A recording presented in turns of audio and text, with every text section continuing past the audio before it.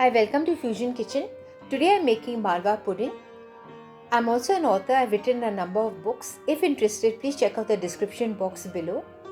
Now, Malwa pudding is a sweet pudding of South African origin. It was the Dutch colonists who introduced this pudding to South Africa in the mid 1660s. It is served warm and it also can be served with ice cream. It has a spongy caramelized texture. Now, many South African restaurants offer it because it is a very popular dessert in South Africa. You can also serve this Malwa pudding for breakfast. Now, let's start. First, we're going to preheat the oven to 160 degrees Celsius. Do not preheat it more than 160. Now, I have taken about 3/4 cup of granulated sugar. I have taken 2 big eggs. And in a bowl, I put both. Using an electric whisk, I have whisked it because basically the granulated sugar has to be melted. This does take a little time and this is important also. Now I've added 1 cup of maida, that is flour, to this egg and sugar mixture.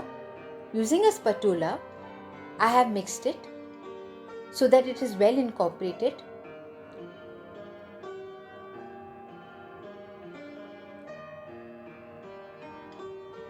Once this is done, I have added 1 teaspoon of baking soda,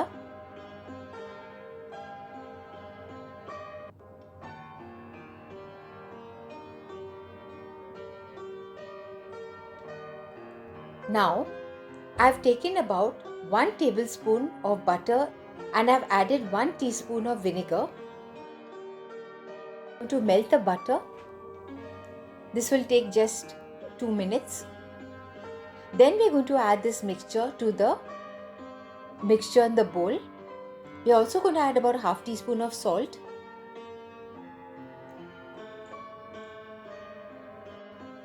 I have added 1/3 cup of milk. Basically just add it all at once because now we are going to use an electric whisk and we are going to whisk it for just about 30 seconds. Now please note, do not over whisk or you will get a dense pudding. If you want a light fluffy pudding, then don't over whisk. Now I've used a shallow Pyrex glass dish. It should be shallow because it's not a very big pudding, so don't make it in a deep dish. And grease it very well. Here we're not going to use parchment, but I've greased it very well. I pour the batter in and I've also added 1 tablespoon of apricot jam. Now this apricot jam is very important for the recipe. In case you do not have apricot jam, you can use any jam. You can use strawberry jam, mixed fruit jam. I don't find that it really makes a very big difference. Now place it in the oven, which was preheated to 160 degrees Celsius, and we are going to bake the pudding. Now while the pudding is baking for about 30 to 35 minutes, we are going to prepare the sauce. This sauce will be poured over the pudding. I have taken 3/4 cup of fresh cream, 100 grams butter, 1/2 cup of sugar that is granulated. I have added 2 teaspoons of vanilla essence, 1/3 cup of hot water. I've used a whisk and I've whisked it lightly while it is heating up and thickening.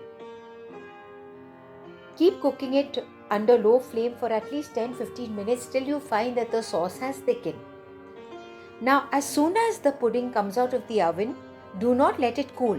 Instead, you take a fork and you poke holes in it because we are going to pour the sauce on top and the sauce has to be absorbed into the pudding. So that's the reason for poking holes into it. As you can see, there's a good quantity of sauce.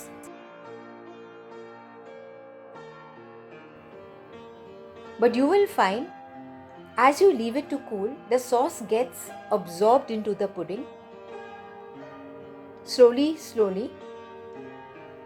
Now once it is almost absorbed into the pudding, if you're not serving it immediately, you can wrap it in aluminum foil and place it in the refrigerator. And whenever you want to serve it, you can cut out pieces and heat them up separately. I would avoid heating up the entire pudding all at once. Only heat up the pieces that you need to serve so that it doesn't get overcooked. As you can see, it has a caramelized texture. Thanks for watching. Please like, comment and subscribe.